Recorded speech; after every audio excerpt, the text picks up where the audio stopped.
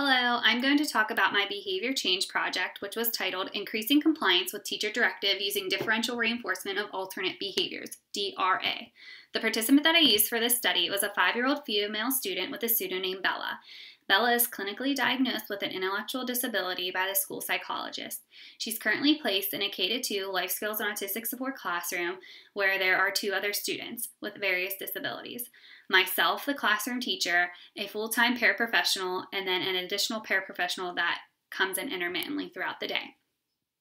Bella has displayed maladaptive behaviors such as hitting and kicking in the past. However, that was not our target behavior for this behavior change project because those behaviors are no longer at a high frequency rate. So the behavior that we were targeting was compliance. The operational definition of compliance is following the directive given by a teacher or paraprofessional within the classroom within 2 seconds of the initial directive.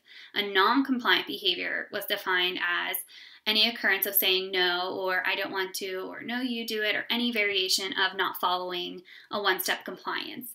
So my behavior change project was going to be measuring the behavior of compliance. So the duration of the session for the observations was 30 minutes. That was during the structured teacher paraprofessional table time. That was when we found that the highest frequency of her non-compliant behaviors was happening. So percent compliance data was collected based on her compliance across the number of opportunities during that 30-minute table time.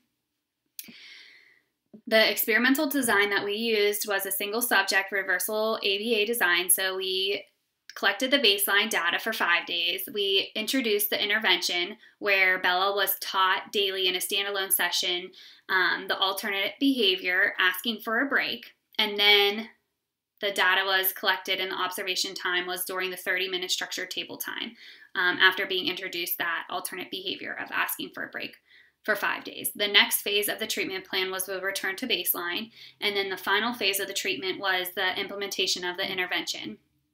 The data measurement that we used was, like I said, for the 30-minute structured table time, and it was found through an FBA that Bella's function of her non-compliant behavior was to escape the task. So that is why we introduced the requesting of a break. We used a visual picture card and then also a verbal association with the picture card.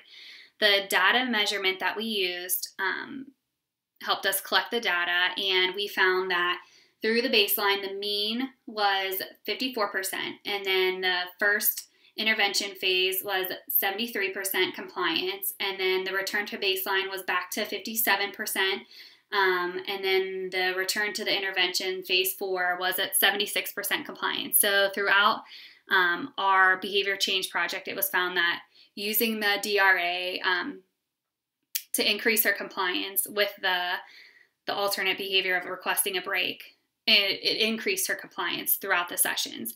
So IOA data was collected every 3rd session, which was measured at 30% of the sessions. The IOA remained at 100% through the treatment phases. The DRA really helped increase Bella's compliance through these phases, and during the baseline, her compliance percentage was very low, within the 50s, and then whenever we introduced the intervention of the alternate behavior, her compliance rate increased. So I am predicting that her compliance will continue to increase with the use of the alternate behavior that was acquired through the DRA procedure. And thank you all for listening, and I hope that you have a great rest of your semester. Good luck!